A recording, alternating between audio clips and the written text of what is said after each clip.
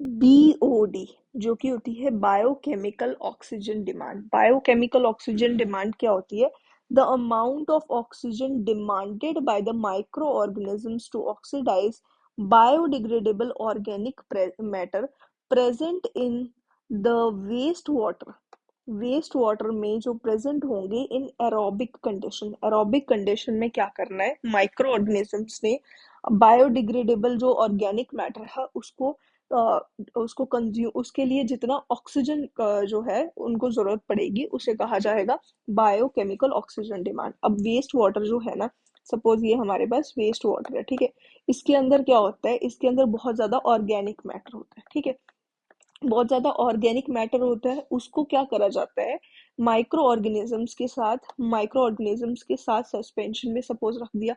दो तीन प्रोसेसेस होती हैं, बहुत सारी मतलब प्रोसेस होती हैं, और इसकी टेक्निक क्या है कि एक तो सस्पेंडेड ग्रोथ प्रोसेस होती है, एक होती है हमारी अटैच ग्रोथ प्रोसेस। अभी हम सस्पेंडेड ग्रोथ प्रोसेस के हिसाब से समझते हैं।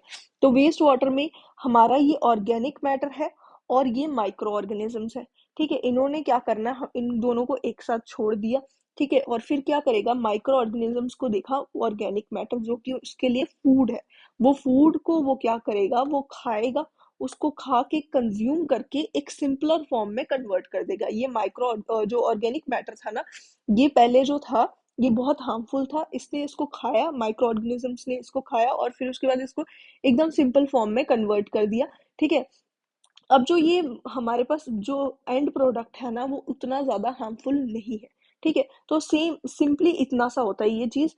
अब इसमें जो ये चीज हो रही है ना, यहाँ पे बायोकेमिकल ऑक्सीजन डिमांड क्या है? जो इस प्रोसेस में ऑक्सीजन कंज्यूम हो रहा है, ये एरोबिक कंडीशंस में होगा, ठीक है। ये सारा कुछ जो है एरोबिक कंडीशंस में हो रहा है, और उसमें जो ऑक्सीजन कंज्यूम हो रहा है, जितना ऑक्सीजन कंज्यूम होगा ना, वही हमारी हो जाती है बायोकेमिकल ऑक्सीजन डिमांड, ठीक है। तो वो जो ऑक्सीजन कंज्यूम हो रहा है किस चीज के लिए? Organic matter. कौन सा वाला organic matter? Biodegradable organic matter. उसको कन्वर्ट करने के लिए जो ऑक्सीजन यूज हो रहा है उसको बायोकेमिकल ऑक्सीजन डिमांड बोलते हैं, ठीक है। अब जो ये बीओडी है, बीओडी का हमारे पास ये एक कंबाइन कर्व है। ये कर्व जो आपको दिख रहा है, ये बीओडी का एक कंबाइन कर्व है। कंबाइन कर्व कर्व क्यों है?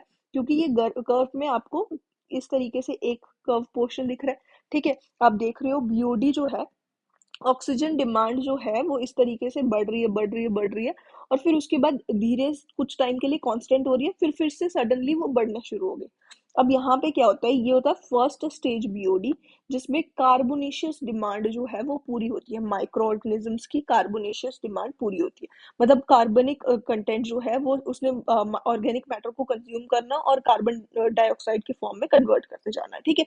सिंपली ये करना है। फिर उसके बाद दूसरा एक अलग टाइप का माइक्रो ऑर्गेनिजम्स होगा जो पर्टिकुलरली उसकी नाइट्रिफिकेशन वाली डिमांड होगी, मतलब वो नाइट्रोजनस जो पार्ट होगा बीओडी में, वो उसको कंज्यूम करेगा और कंज्यूम करके उसको सिंपलर फॉर्म में कन्वर्ट करेगा, ठीक है। तो ये सेकेंड स्टेज डिमांड होती है। तो ये कंबाइन कर्व इसीलिए इसको बोलते हैं। अब इस कंबाइन कर्व में ये देखा गया कि जो कार्बोनेशियस डिमांड है ना, वो 8 डे तक की, या फिर मतलब 6 to 10 डेज के अप्रोक्सीमेट तब तक की होती है, और उसके बाद नाइट्रिफिकेशन डिमांड स्टार्ट हो जाती है। उसके बाद माइक्रो ऑर्गेनिजम्स जो है वो नाइट्रिफिकेशन वाली डिमांड को पूरे करने में लग जाती हैं, जो अलग टाइप के माइक्रो ऑर्गेनिजम्स होते हैं, ठीक है। तो हम जो पढ़ते हैं ना, वो जनरली हम कार्बोनेशियस डिमांड के बारे में ही पढ़ते हैं। यहाँ पे नाइट्रिफिकेशन डिमांड के बारे में हम ज्यादा नहीं स्टडी करते हैं, ठीक है। तो हम इसीलिए 5 डे बीओडी देख लेते हैं और उसके हिसाब से अपना बीओडी का मतलब पूरे एक्सपेरिमेंट करते हैं और समझते हैं बीओडी कितना है, ठीक है। तो यहाँ पे 5 डे बीओडी इसीलिए हम पढ़ते हैं। अब यहाँ पे एक और चीज है कि एक्सपेरिमेंट क्या करी जाती है, कैसे हमें पता चलता है बीओडी के बारे में। तो बायोकेमिकल ऑक्सीजन डिमांड यानी कि बीओडी जो एक्सपेरिमेंट होती है ना, दो एक्सपेरिमेंट होती है। फर्स्ट ये वाली जो एक्सपेरिमेंट है, इसमें मेजर करा जाता है dissolved oxygen consumed by micro organisms to decompose organic matter in a waste sample. Waste water sample का जो उसमें उसके अंदर कितना ऑर्गेनिक मैटर जो है वो डिकम्पोज करके, जो उसके लिए ऑक्सीजन, डिजॉल्व ऑक्सीजन की जरूरत पड़ी है, डीओ की, वो फाइंड आउट करा जाता है ओवर 5 डेज, 5 डेज के लिए, और 20 डिग्री सेल्सियस पे, ठीक है। It indicates water pollution level. ये जहाँ से आप पानी लेके आए हो उस जगह पे कितनी वाटर के अंदर क्या पोल्यूशन है, क्या लेवल है, वो पता चलता है इस चीज से। With high BOD indicating more organic pollution, ज्यादा बीओडी होगा मतलब ज्यादा ऑक्सीजन डिमांड है, मतलब ज्यादा पोल्यूशन है। और अगर कम बीओडी है मतलब कम ऑक्सीजन की डिमांड है, इसका मतलब कम पोल्यूशन हो रखी है। The test involves measuring initial BOD and final BOD. अब इसमें टेस्ट में क्या करा जाता है, ये हमारे पास एक सैंपल है, यहाँ पे हम क्या करेंगे, वेस्ट वाटर को ऐड करेंगे। वेस्ट वाटर को ऐड करेंगे, इसमें ऑर्गेनिक मैटर होगा, ठीक है, इसी में माइक्रो ऑर्गेनिजम्स भी होंगे, ठीक है। फिर उसके बाद इसको हमने डाइल्यूट करना है, इसके अंदर और वाटर को ऐड करना है, ठीक है। अब यहाँ पे इसको ऐड करने के बाद इसको हमने थोड़ा शेक भी करना है, ठीक है। शेक करना और इसको पूरा फिल कर देना, उसके बाद इसको क्लोज कर देना और फिल करके इसको रख देना। अब यहाँ पे एक्सपेरिमेंट को, इसमें 300 ml इसका सैंपल का जनरली इसका साइज होता है। अब बीओडी जो है एक्सपेरिमेंट के, अगर हम प्रोसीजर को प्रॉपर समझे, सैंपल कलेक्ट करना है, collect the water sample in air tight container. इस एयर टाइट कंटेनर में हमने सैंपल को ले लिया और एयर बबल्स इसके अंदर नहीं रहने देने, पूरा फिल कर देना है इसको। डाइल्यूशन क्या करनी है हमने, sample with high organic matter, अगर उसके अंदर हाई ऑर्गेनिक मैटर है जब, तो उसके अंदर हमें उसको डाइल्यूट करना है using oxygenated dilution water to ensure sufficient oxygen for 5 day periods. हम अभी इसके अंदर हमने ऑक्सीजनेटेड डाइल्यूट वाटर ऐड करना है, जिसके अंदर ऑक्सीजन की प्रेजेंस होगी, और 5 डे के लिए इसको रखना है। और 5 डे के लिए जब रखना है, उससे पहले हम initial BOD, initial dissolve oxygen जो है उसका मेजर कर लेंगे।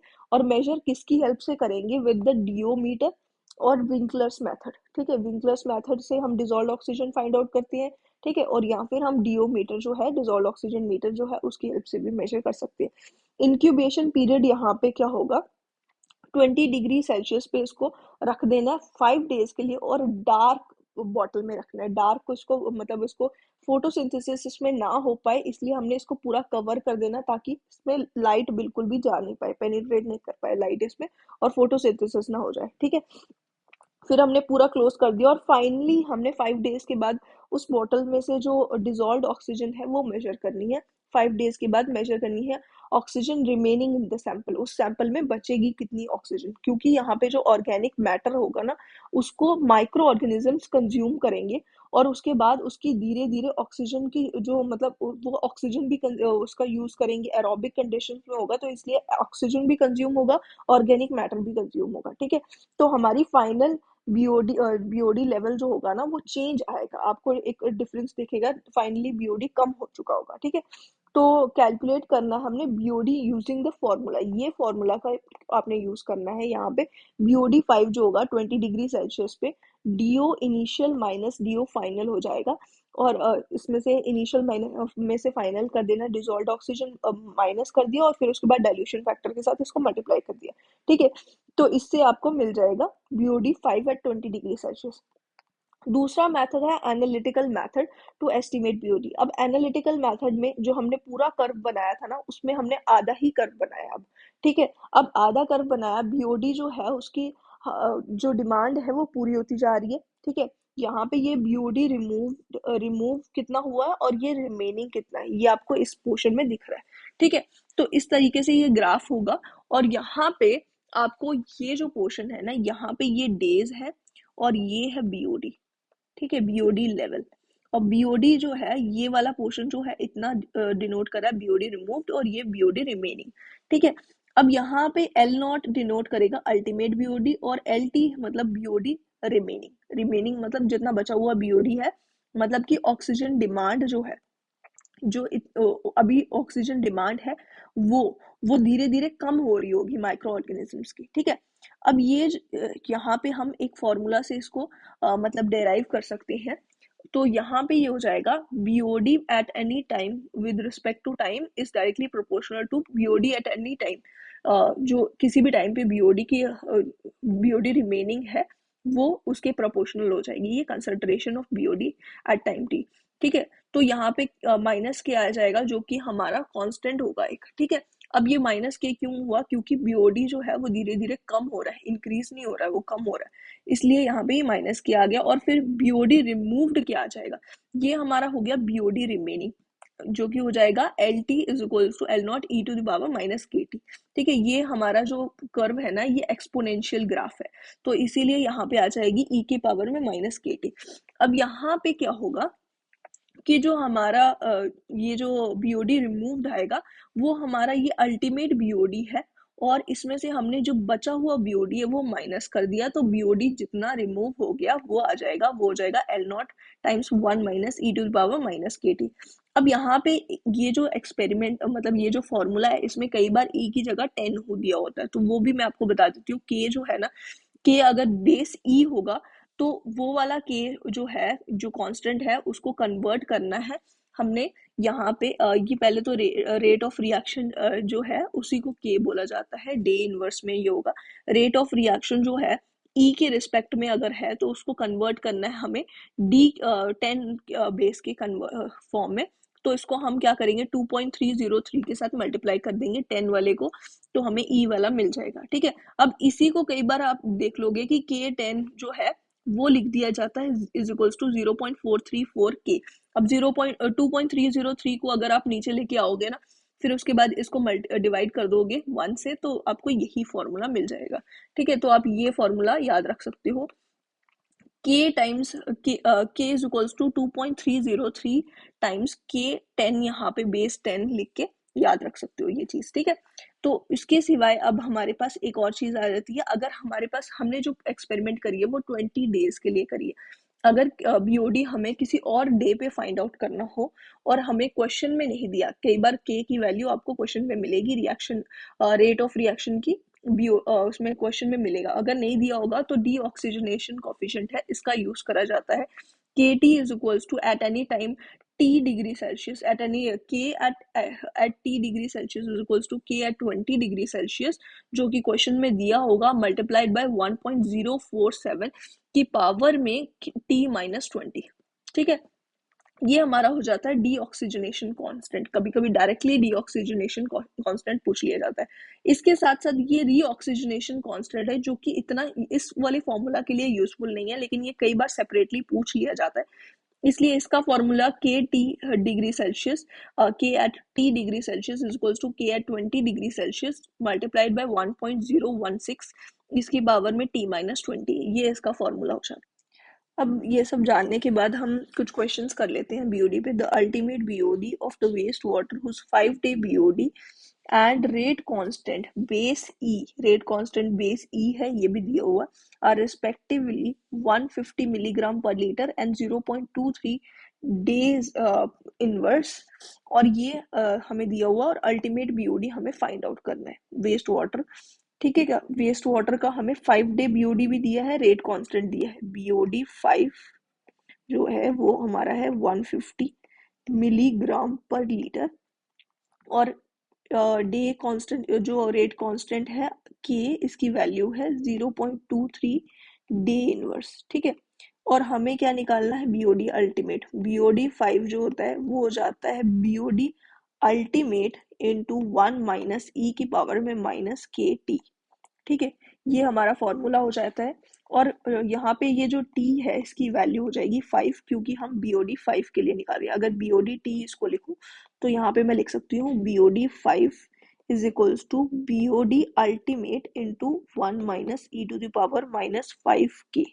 ठीक है, और k की वैल्यू हमें दी है, बीओडी 5 की वैल्यू है 150 is equals to BOD ultimate into 1 minus e की पावर में माइनस 5 इंटू के की वैल्यू, के हो जाता है 0.23 डे इनवर्स। ठीक है, अब यहाँ पे ये डे इनवर्स था और यहाँ पे 5 डेज था, इसीलिए हमने डायरेक्टली लिख दिया। अगर डे इनवर्स की जगह यहाँ सेकेंड इनवर्स लिखा होता तो इसको हम डे में कन्वर्ट करते। ठीक है, अगर मिनट इनवर्स लिखा होता तो भी हम इसको डे में कन्वर्ट करते।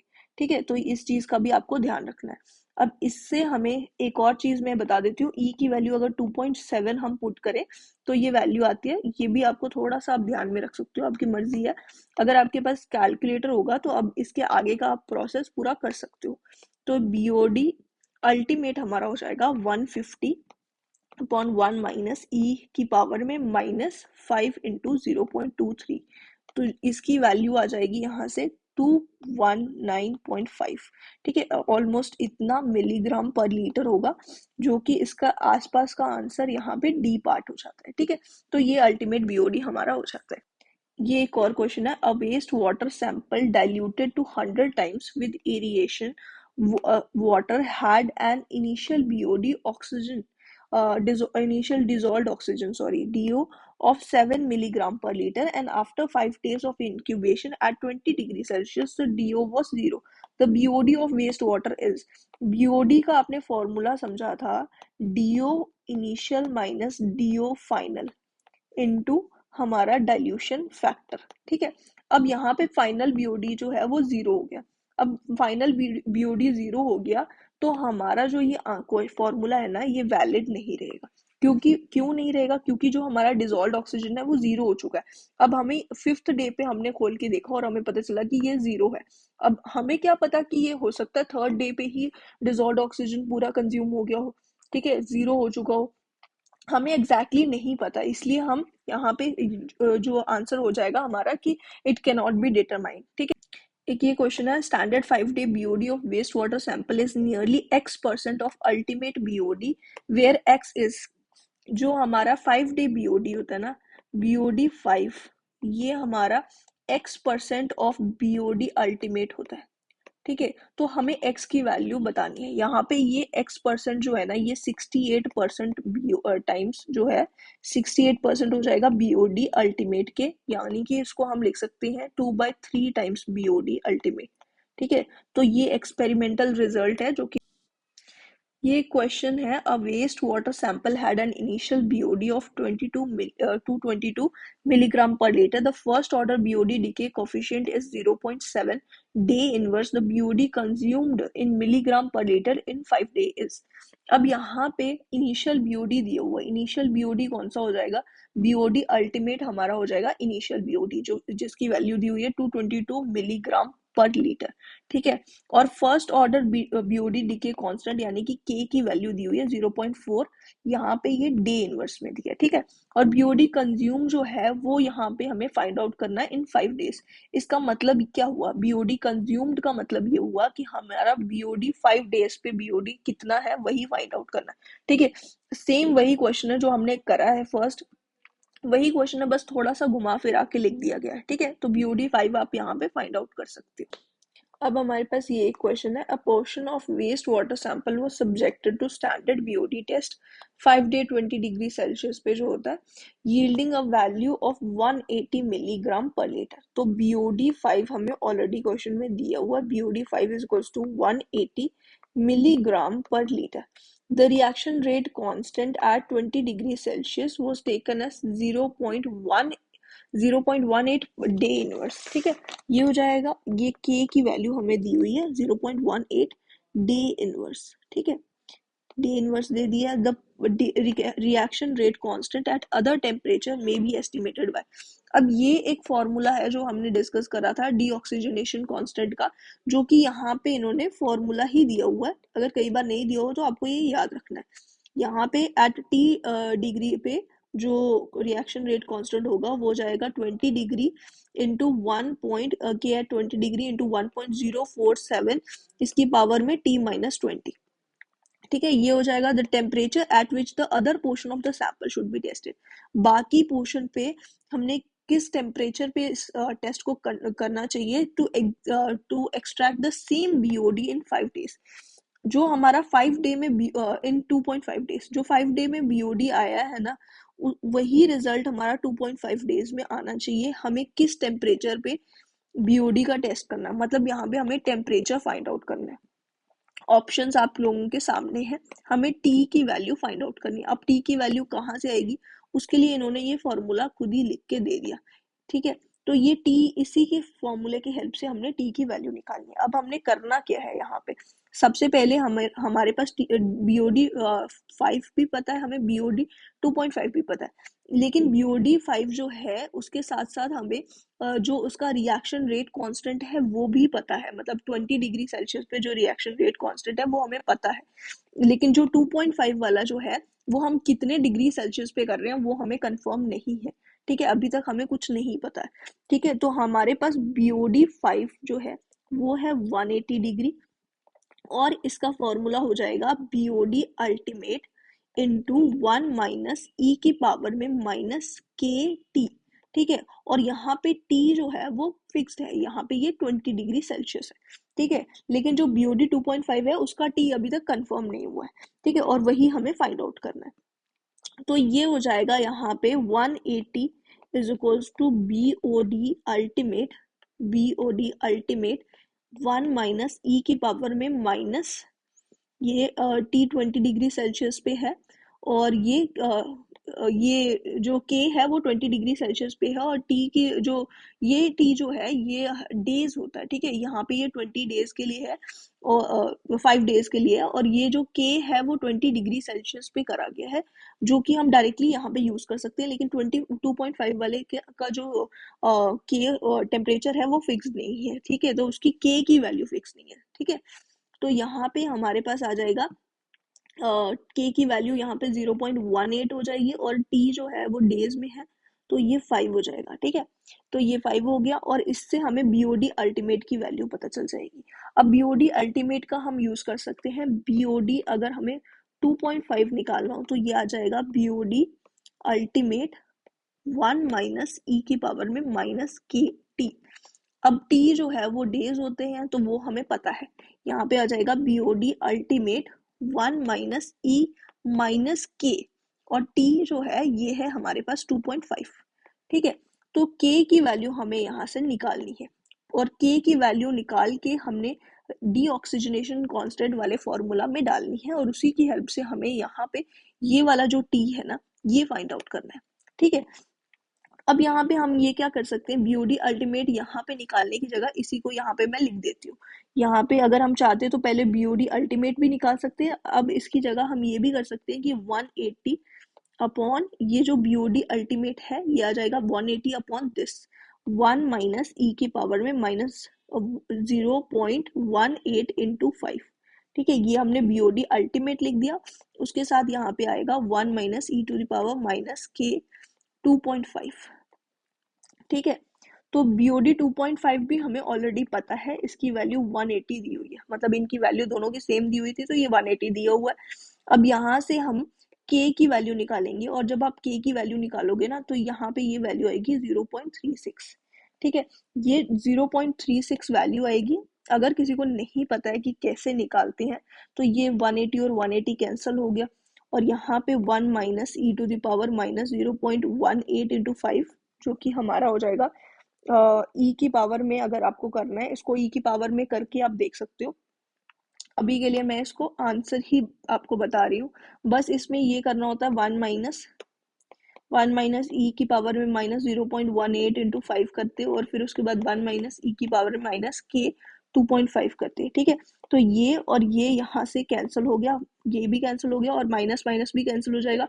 ई की पावर में जो चीज़ें हैं वो देखो, ये आ जाएगा माइनस माइनस भी कैंसिल हो गया, 0.18 इंटू 5 इज इक्वल्स टू के की पावर में। ये थोड़ा सा इजी हो जाएगा, लॉग वगैरह आपको नहीं लगाना पड़ेगा यहाँ पे। ठीक है, तो के की वैल्यू आ जाएगी यहाँ पे 5 divided 2.5 into 2 is equals to 5 हो जाता है, तो के हो जाएगा 0.18 इंटू 2, जो कि हो जाएगा 0.36। ठीक है, तो के की ये वैल्यू आ जाएगी, इस तरीके से आप देख सकते हो। और उसके बाद अब हमें क्या करना है, अब यहाँ पे हमें के की वैल्यू पता चल गई है ना, तो के का फॉर्मूला हमने यूज कर लेना है, के का फॉर्मूला यूज कर लेना है, और के का फॉर्मूला यूज करके हमने ये फॉर्मूला है ना हमारे पास, K at any temperature at temperature T is equals to K at 20 degree Celsius into 1.047 इसकी पावर में T माइनस 20। ठीक है, और ये के एट एनी टेम्परेचर जो है वो हमने निकाल लिया है, बस हमें टेम्परेचर फाइंड आउट करना है। ये के 20 पे हमें 0.18 दिया हुआ था, और यहाँ पे 1.047 इसकी पावर में T जो है माइनस 20। अब आपको जो है ये लगाना ही पड़ेगा लॉग वाली चीज, 0.147 1.047 इसकी पावर में T माइनस 20। अब आप दोनों साइड नेचुरल लॉग लगा के, नेचुरल लॉग ऑफ 2, और यहाँ पे आ जाएगा T minus 20 into log of 1.047 ये करोगे और यहाँ से t की वैल्यू निकालोगे। ये t की वैल्यू जो है वो फाइनली आपके पास 35 डिग्री सेल्सियस आ जाएगी। ठीक है, तो आप फाइंड आउट करके देख सकते हो, इसका आंसर हो जाएगा 35। अब ये क्वेश्चन देखो, in the BOD3 of a waste water sample is this, if the BOD3 ये दिया हुआ है हमें BOD3 and the reaction rate constant भी दिया हुआ है पर डे में। ठीक है, K की वैल्यू भी दी हुई है, BOD3 की वैल्यू भी दी हुई है। The amount of BOD remaining in the given sample after 10 days, 10 days के बाद BOD कितना बचा है, BOD रिमेनिंग। अभी इससे पहले हमने एक क्वेश्चन था उसमें देखा था BOD कंज्यूम्ड। ठीक है, तो यहाँ पे BOD रिमेनिंग पूछा है। BOD रिमेनिंग का मतलब क्या हो गया, ये हो जाएगा BOD कंज्यूम्ड था, कंज्यूम्ड जो था उसकी वैल्यू, ठीक है, कंज्यूम्ड जो था इसकी वैल्यू थी L0 times 1 minus e to the power minus KT।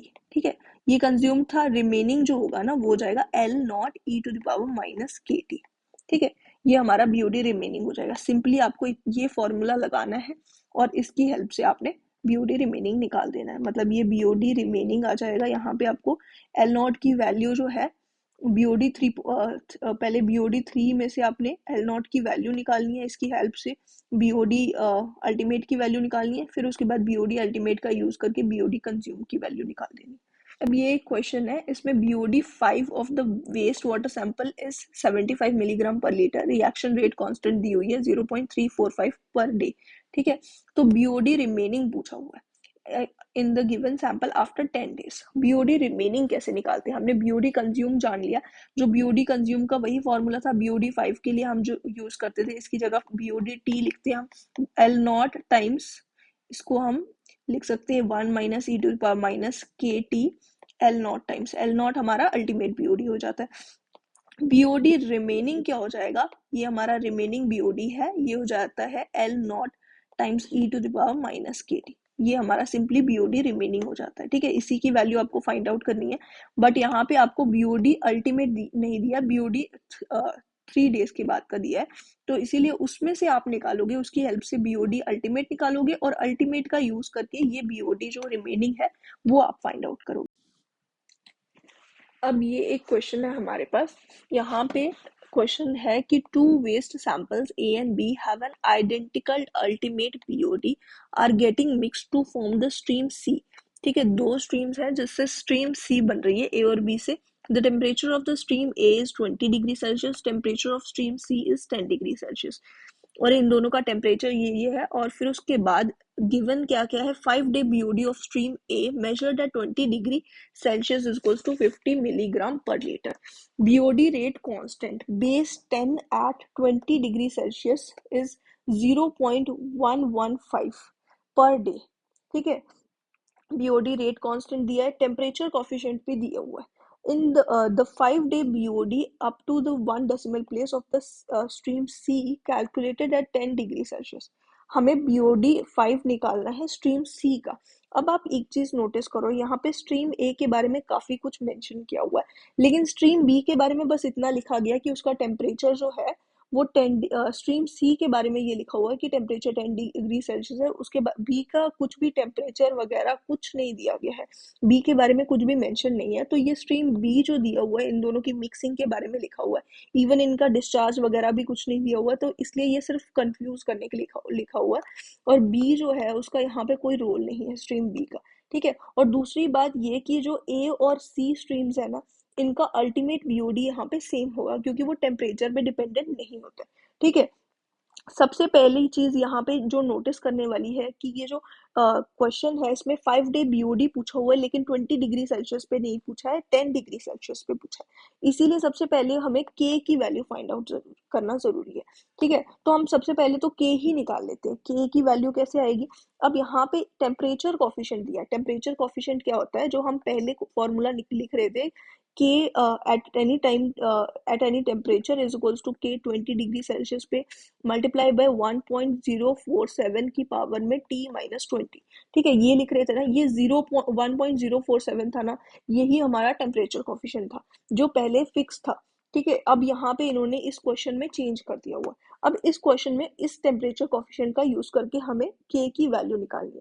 के at 10 degree Celsius is equals to K at 20 degree Celsius, और यहाँ पे टेम्परेचर कोफिशिएंट आएगा 1.135, और इसकी पावर में यहाँ पे क्या आ जाएगा, इसकी पावर में आएगा T-20, और T कितना है, T हमारे पास यहाँ पे 10 है। ठीक है, तो ये आ जाएगा 10-20।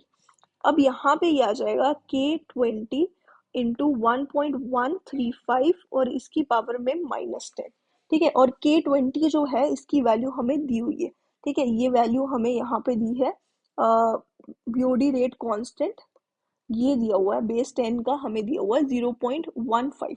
ठीक है, 0.115 ये दिया हुआ है। इसको हमने सिंपली यहाँ से वैल्यू निकाल लेनी है के डी 10 की। ठीक है, के 10 की हमें वैल्यू निकालनी है, जो कि हमारी आ जाएगी यहाँ से 0.0324। ठीक है, ये हमारी वैल्यू आ गई। अब इसका यूज करके हमने क्या निकालना है, हमने बीओडी 5 निकालना है, लेकिन सी स्ट्रीम के लिए निकालना है, और उसके लिए हमें बीओडी अल्टीमेट चाहिए। बीओडी अल्टीमेट हमें कहाँ से मिलेगा, बीओडी जो हमारा ए वाली जो स्ट्रीम है उसका दिया हुआ है, और वो किस डे पे दिया हुआ है, 5 डे बीओडी ही दिया हुआ है। ठीक है, 5 डे बीओडी दिया हुआ है, बीओडी अल्टीमेट। ठीक है, उस बीओडी 5 डे दिया हुआ है स्ट्रीम ए के लिए। तो ये आ जाएगा, यहाँ पे हमें ये चीज बेस 10 वाली चीज भूलनी नहीं है, इसलिए इस बार हमारा फॉर्मूला हो जाएगा L0 इंटू 1 - 10 की पावर में -KT। ठीक है, अब यहाँ पे ये हो जाएगा L0, जो L0 हमें निकालना है, और 1 - 10 की पावर में 10 की पावर में इस बार आ जाएगा -K की वैल्यू हमें दी हुई है 0.115, और T जो है वो 5 हो जाता है। ठीक है, और BOD 5 जो है वो हमें दिया हुआ है 50। ठीक है, अब इसमें से हमारी वैल्यू आ जाएगी, L की वैल्यू आ जाएगी 68 पॉइंट, L नॉट की वैल्यू हो जाएगी 68.13 मिलीग्राम पर लीटर। ठीक है, ये अल्टीमेट बीओडी हमारा आ गया, जो कि हम अब यूज कर लेंगे बीओडी 5 में, जो कि सी स्ट्रीम के लिए है। ये ए स्ट्रीम के लिए है और ये सी स्ट्रीम के लिए है। यहाँ से ये निकल जाएगा 68.13 इंटू 1 - 10 की पावर में, अब हम के जो यूज करेंगे वो यूज करेंगे जो हमने के 10 डिग्री सेल्सियस के लिए लिखा है, 0.032 इंटू यहाँ पे 5 डे के लिए, तो यहाँ पे 5 मल्टीप्लाई कर दिया, इसकी वैल्यू आ जाएगी 21.21। ये हमारा आंसर हो जाएगा मिलीग्राम पर लीटर में। ठीक है,